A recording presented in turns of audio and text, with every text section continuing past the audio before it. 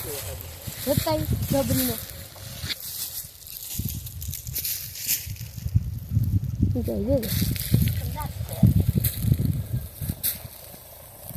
હતાઈ ચીપડી કઈ દઉં તો પાથરા ક્યાં કરે તું ભાગ ભાગ ભાગ નવું મારી ભાગ ભાગ ઉયો જા એટલે પાથરા મળી રહ્યું ભાગ ભાગ ભાગ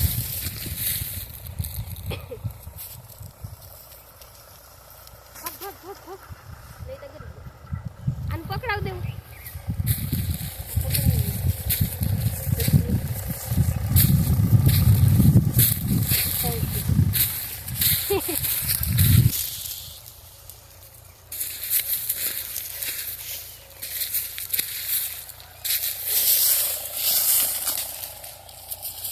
હું ઉમાં આવી જાય થેસરમાં તો મરી જ જાય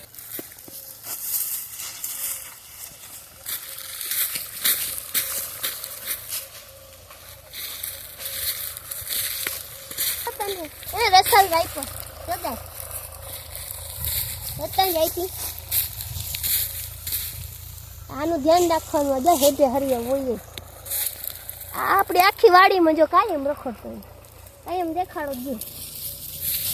હાથમાં ના પકડવો જઈને ભાગી જાય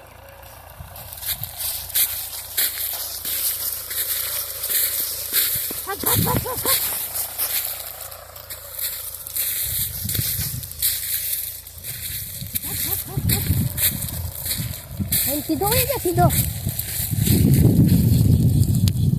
સીધો હોય જા સીધો હોય જા સીધો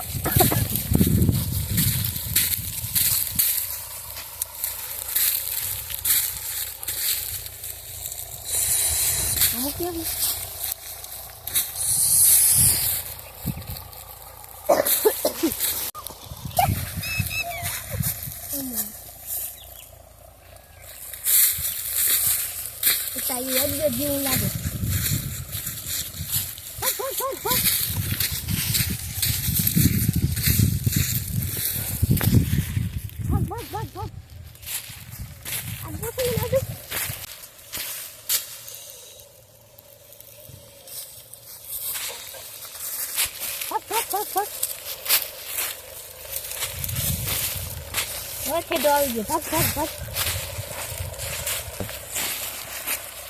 મને 3 વાર પેલા જે હરપ કર્યો હતો ને એ આ જો સૌથી ઝેરીમાં ઝેરી હોય રસલ વાઈપર જો માણસ એને પહોંચી જાય તો ઠીક છે તો વાંધો ના આવે નકર મરી જ જાય માણસ આ ઝેરીમાં ઝેરી જ્યાં કર્યો હોય ને હળો બેહતો જ જાય સારવાર ના થાય ને તાત્કાલિક પેલા કિડનીમાં હોજ આવે ને પછી આખા શરીરમાં ફેલાતો ને લોહીનું તો હાવ બગાડી જ કરી નાખે તો કિડની ડેમેજ કરે ને પછી હાવ શરીરનો આખો ભાગ બગડતો જાય અને લોહી હાવ બગાડી નાખે જો આની રહેણાંકની વાત કરું ને તો 500 વીઘા જમીનનો એરિયો હોય ને એટલામાં જ રહીએ બીજા હરપની વારી આ ક્યાંય ને ક્યાંય નીકળતો નથી એમની જગ્યા આ મુક્ત જ નથી જઈને બેસી ગયો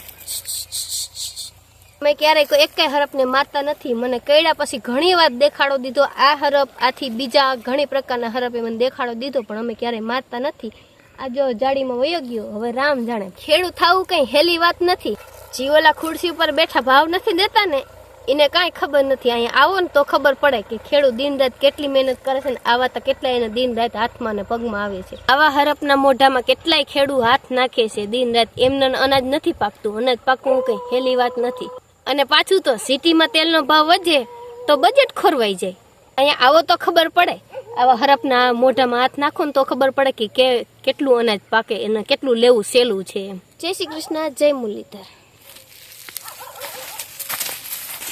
હાલો તો હવે માંડી ભેગી કરી લઉં